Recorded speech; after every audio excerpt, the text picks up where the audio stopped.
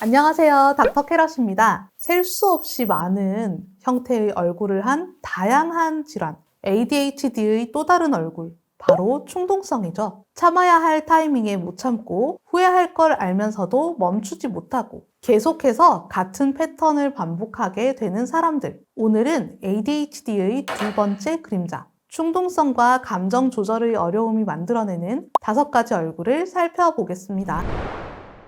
분노 조절 장애. 별일 아닌데 갑자기 확 올라온다. 네가 먼저 잘못했잖아. 그 순간에 정말 못 참고 다 터지고 나서 후회한다. 우리가 흔히 분조장이라고 별개의 이름으로 이야기를 하는데요. 분노 조절 장애가 있는 사람들 중에 ADHD가 있는 사람들이 정말 많습니다. 이분들한테 감정이란 것은 참는 게 아니라 바로 나오는 어쩔 수 없는 그런 것인 경우가 많거든요. 그 중에서도 특히 분노라는 감정은 이분들이 필터를 거치지 않고 확 표출해버리고 말아요. 이게 자꾸 굳어져서 성격 문제로 보일 수가 있는데 그냥 성격이 아니라 전두엽의 억제 기능이 약하기 때문에 감정을 느꼈을 때 실제로 뇌에서 제어를 잘 못하고 곧바로 충동을 행동으로 옮기게 되기 때문이에요. 그래서 사소한 일에 발끈하거나 상대의 말에 과하게 반응하게 되는 거죠. 사실 이런 분들은 후회하기보다는 자기가 화가 났던 이유를 남한테 책임까지 전가하는 경우가 정말 많고요. 또 그냥 화가 나서 싸우고 이게 아니라 조절을 못하기 때문에 분노 표현의 정도도 조절을 하지 못해서 주먹 다툼이 일어나거나 법적인 문제, 경찰서에 가게 된다거나 이런 경우까지도 생길 수가 있습니다. 이분들은 감정을 통제하기 위해서 뇌의 브레이크 기능을 훈련하는 게 정말 중요한데요. 약물 치료 꼭 하셔야 되고요. 평상시에도 인지 훈련이라든지 화가 날 것 같을 때 심호흡을 하며 멈추는 걸 의식화하셔야 됩니다. 삐딱선탄 반항아. 시킨 대로 하라 그러면 더 하기 싫어지는. 선생님이 뭔데요? 선생님 뭔데 우리 학생들 보고 규칙 지키라고 하세요? 체육복 왜 입으면 안 되는데요?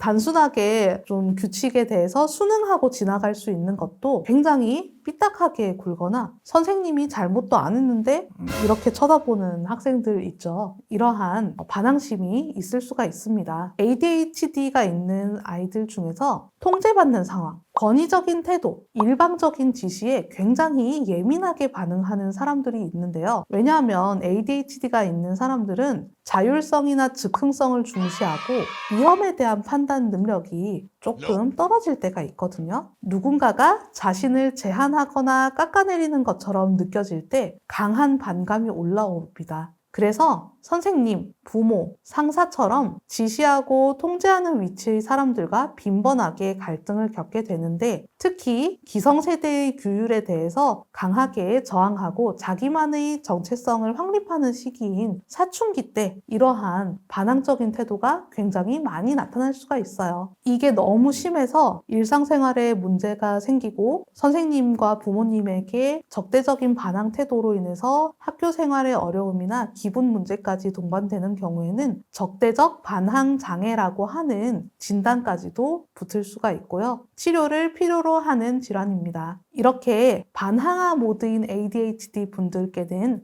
감정을 통제하는 기술을 익히는 것이 정말 필요하고 내가 왜 이렇게 통제와 억압을 싫어하는지 합리적인 규칙에도 반항적인 마음이 왜 드는 건지에 대한 자기 이해가 꼭 필요합니다. 여러 가지 사회의 규칙들은 나를 억압하려는 것이 아니라 사회생활을 순탄하게 하기 위한 필요한 요소일 수도 있다는 관점을 익히는 것이 도움이 될 수 있습니다. 불량 학생, 당근마켓에서 중고거래 사기를 하고 오토바이를 훔쳐서 타다가 걸리고 청소년인데 술, 담배를 하고 심지어는 다른 친구들한테 돈을 뺏고 이러한 학생들은 단순하게 사춘기, 단순히 반항아라고 할 뿐만 아니라 굉장히 심각한 규칙을 위반하는 경우가 있죠. 이러한 학생들 중에 감정 조절의 어려움과 충동성 조절의 어려움이 있어서 ADHD가 동반된 경우가 절반 이상이나 있습니다. 이러한 학생들은 규칙 위반뿐만 아니라 감정 조절의 문제,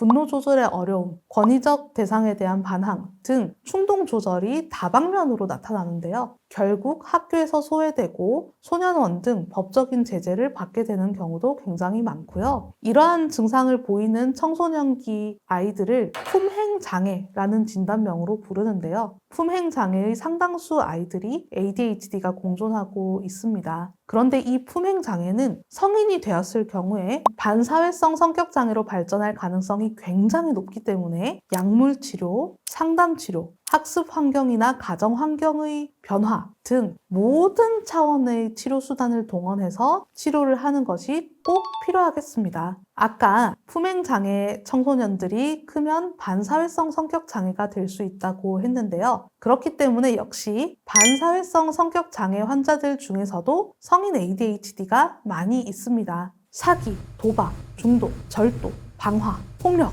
등 여러 가지 규칙을 심각하게 위반하는 범죄를 저지르는 경우에 충동성 조절에 어려움을 보이는데요. 이러한 분들이 내가 지금 이 행동을 하면 나중에 큰 후회를 할 것이다. 아니면 내가 이 행동을 해서 잡히면은 감옥에 가고 큰일 난다 라는 내 행동의 결과를 예측하는 힘이 부족하고 일단 충동적인 마음이 들면은 해버리기 때문에 욱해서 못 참아서 범죄를 저지르는 경우가 많거든요. ADHD 환자분들 중에서 반사회성 성격 장애로 발전하는 경우에는 역시나 여러 가지 사법적인 제재나 처벌의 위험성이 있는데 미리미리 좀 치료를 받는 게 필요할 것 같습니다. 잦은 퇴사와 이적.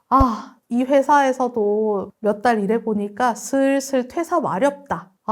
3년 일하니까 정말 일에도 권태기 찾아옴. 이렇게 ADHD 환자분들은 지루함을 견디는 능력이 약하고 새로운 자극을 추구하는 경향이 강합니다. 그래서 업무가 루틴해지거나 직장 문화가 너무 고정적일 때 집중력과 의욕이 급격히 떨어져요. 입사 초기에는 괜찮아요. 입사 초기에는 내가 여기서 잘해야겠다. 또는 이전 직장보다 급여가 올랐다. 이럴 때 도파민이 나오면서 처음에는 굉장히 활발하게 막 직장 동료들하고도 빨리 친해지고 일도 막 배우고 이럴 때는 안 힘들거든요. 오히려 남들은 안정적으로 이제 안정됐다. 이제 열심히 다니면서 돈 좀 모아보자. 이럴 때 안정적인 시기를 못 견딥니다. 그래서 잦은 이직, 퇴사, 새로운 직장 찾기 이러한 패턴들이 반복되고요. 분노 조절에 어려움이 동반되거나 권위에 대한 저항감이 동반되신 경우는 여기다가 상사하고 싸우고 퇴사하기 이런 좀 더 문제되는 행동 패턴이 더 추가되기도 합니다. 이게 처음에는 괜찮을 수 있는데 자꾸 반복되면은 본인 스스로도 안정감이 없고 자존감이 흔들리고 그 다음에 또 성인이 된 다음에는 회사 동료하고 계속 좀 끈끈한 인간관계가 유지되어야 되는데 그런 좀 친한 사람, 계속 연락하고 지내는 사람이 자연스럽게 떨어져 나가게 되는 거잖아요. 그래서 고립감 이런 것들도 느끼게 되는 거죠. 그래서 이런 분들은 내가 억지로 오래 참고 해야겠다. 어디에 들어가든 일단 들어가고 참고 해야겠다. 이렇게 생각하기보다는